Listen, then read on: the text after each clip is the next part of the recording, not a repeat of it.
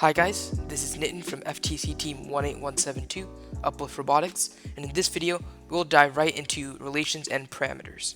At a high level, parameters are variables that can be changed in order to influence your Creo model, and relations are the equations that describe the way that the parameters influence your model.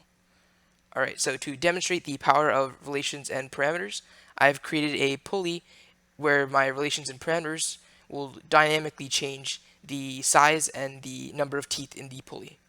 So I'll go over to the relations and parameters dialog box, and I already have all my parameters and relations set up, so all I have to do is change the number of teeth. Alright, now I have it at 30 teeth. I'll change it to 15 teeth. Click OK, and then hit regenerate in my model. And now you'll see that my pulley has shrunk down from the 30 teeth pulley all the way down to the 15 teeth pulley in a matter of seconds. As always, the files used in the video will be included in our GitHub repository in the description, but for this specific example, I won't include the relations and parameters, and instead I'll let your FTC teams recreate the relations that I used in this video.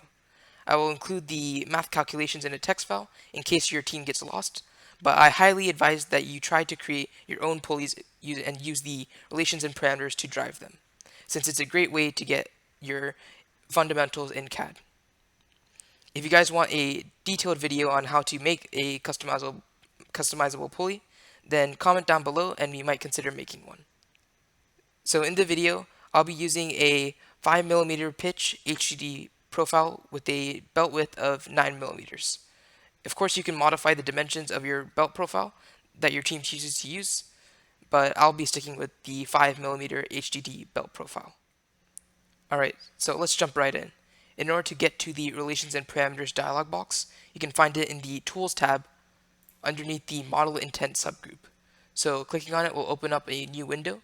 Since I use this command frequently, I also have it in my Quick Access toolbar, and I recommend that you also add it there as well. So you'll see here that there's two halves, one for the relations in the top, one for the parameters in the bottom. The first thing that you want to do when you open up the relations box for the first time is to define your parameters. So these are the building blocks that will enable you to use the relations later on. In order to create a parameter, you can hit the add button in the corner right here, and clicking on it will bring up a new parameter. The parameter has a few different features, such as the name, the type of value that you use, the value that's given to the parameter, and the access that you restrict or will enable. For my pulley, I'm going to create some parameters, and I'll come back once I finish making them. Alright, so now that I have my parameters defined, you notice here that I changed the number of teeth to be an integer. This is because I don't want a fraction of a tooth being inputted, and I want to make sure that my number of teeth is always a whole number, since you can't actually have a pulley with a non-whole number of teeth. So now I'll move into creating my relations. If you notice on the side here, there are some basic math operators that will allow you to use the relations box just like a calculator. You can always just type in the math operators as well instead of having to use them from the side. So now I'm going to create my relation by inserting a parameter using the insert parameter command. And now I can pick the parameter that I want to insert.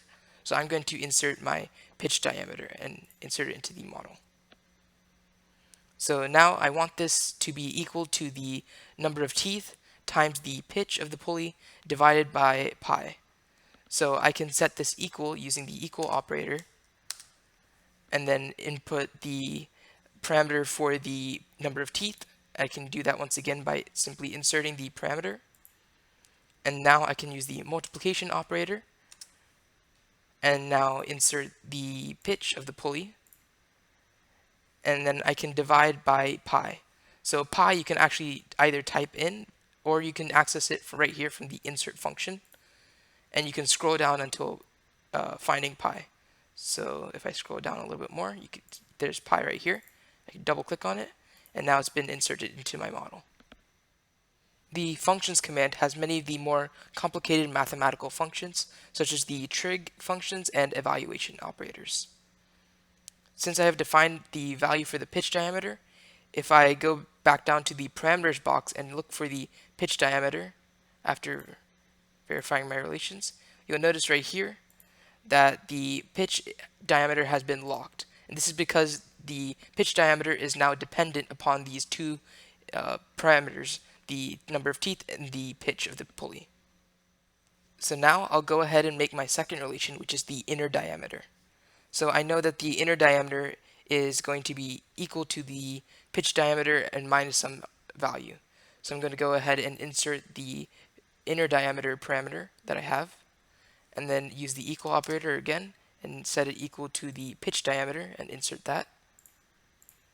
And now I'm going to use some standard operators for subtraction, and I know that it's going to be exactly 1.14. So far, we've been making relations to parameters, but not the actual model. So in order to get my parameters to drive the model, I'll need to get dimensions from the features. So I know that I want the diameter of a circle for the extrude feature in order to power one of my relations. So I'm going to go over to the extrude feature and click on it. And now in my model, there will be a few highlighted dimensions. So I can click on the dimension I want. So I know that I want this circle dimension. So I'll click on it, and now I'll insert it into my relations dialog box. So I can now use this to drive my Creo model. So using this dimension, I want to set this equal to the pitch diameter. So I'll use the equals operator and insert the pitch diameter. And I'll find that right here, insert.